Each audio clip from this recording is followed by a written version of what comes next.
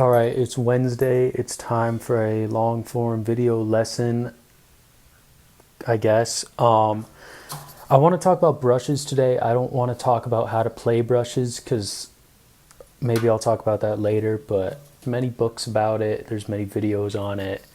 There's many records with great brush playing. Papa Joe Jones Trio.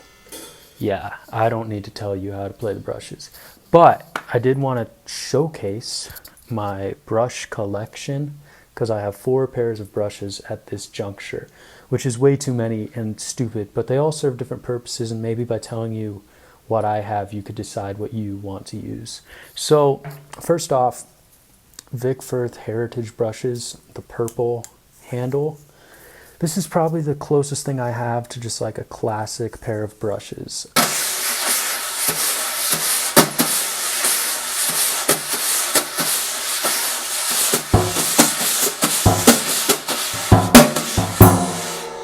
I really like them. Very thin, flexible wires. I've been using them lately. They were given to me by my teacher, and so it's kind of nice. And yeah, they're good. Just pretty classic if you're just looking for a classic thing.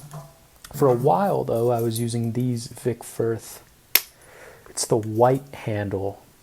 Maybe they're the jazz brushes. The writing has rubbed off on these, but it's the white handle. They're very thick, though.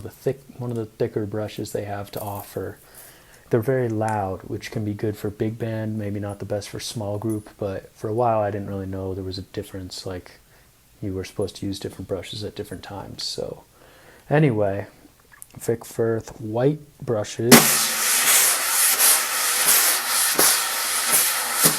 You can hear they're a bit thicker.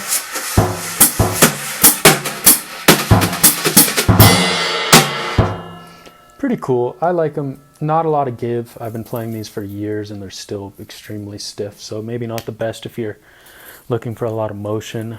Speaking of motion, Regal Tip plastic brushes here. This is famously what Paul Motian used later in his career. I personally love this sound. For me, it feels the most like playing brushes because I grew up playing these plastic brushes. It was not for until a couple years ago that I started playing actual real wire brushes. I love plastic brushes. You may get dissed if you use them. But in that case, you can just say, hey, there's no room for this in the community. Let's all be friends. Yeah, check them out. Obviously, a much thinner sound, which can get lost in the mix. I think they worked really well for Paul Motian because of how his drums were mic'd, and the sound he was striving for was, it was in his body, but it was also a bit produced. But I really like these. These are the classic wire or classic plastic nylon, whatever it is, nylon brush, classic Paul Motian thing, Regal Tip.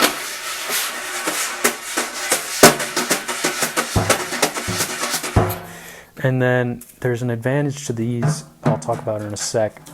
Here's kind of the Vic Firth version of it. They have red wires. They're retractable, which is kind of nice because they can get small. These ones aren't. They're called the Jazz Rakes, although I haven't seen many jazz people use them, except that I started using these because I saw Dave King use them. They're pretty cool. I actually really, really like these.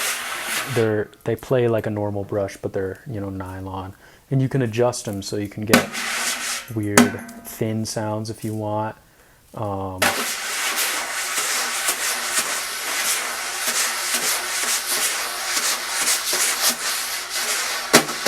Yeah, they're cool. I don't know. I couldn't pick a favorite.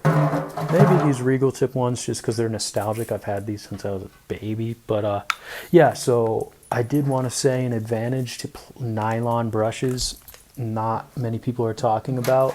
If you're a traveling musician and you have your stick bag in your backpack or whatever at the airport, TSA 9 times out of 10 is going to take your backpack because the wire brushes are going to set off the machine, and they're going to have to empty your backpack. They're going to empty your stick bag, which is, no problem, but maybe gets annoying after a bit. So if you commit to only using nylon brushes a la Paul Motian, you won't really have that problem. You can just throw these in the bag. Also, the wires don't get snagged on things, so I could throw these all across, treat them like terribly, and they'll be fine. Whereas metal wire brushes, you have to be a little more careful with them. But you know, it's just, I guess, what sound you like, but you kind of have to dictate if the sound is worth the hassle, especially if you're traveling. For me, it's become very frustrating to like get your stick bag emptied every time you go on a plane. But also, I don't want to put my stick bag in my luggage, because then like if my luggage gets lost, I don't have sticks, which is a whole other thing. Lots of things to talk about regarding traveling as a drummer, but that's one big thing. So brushes, I don't know, maybe if you've never played nylon brushes before, check it out. Listen to some Paul Motion. I don't know. Everyone makes whatever they want work. Just find out whatever brushes your heart is telling you to buy. Go buy them. Honestly, just buy whatever ones you think look coolest. I don't know. And just play them and make them yours. That's the key. So that's what I think about brushes as far as like just gear wise, different models and stuff. You know, I'll maybe make a how to play the brushes tutorial, how I play it, but like I said, there's a lot better people than me. So, yeah, hope you enjoyed. Thanks so much for watching.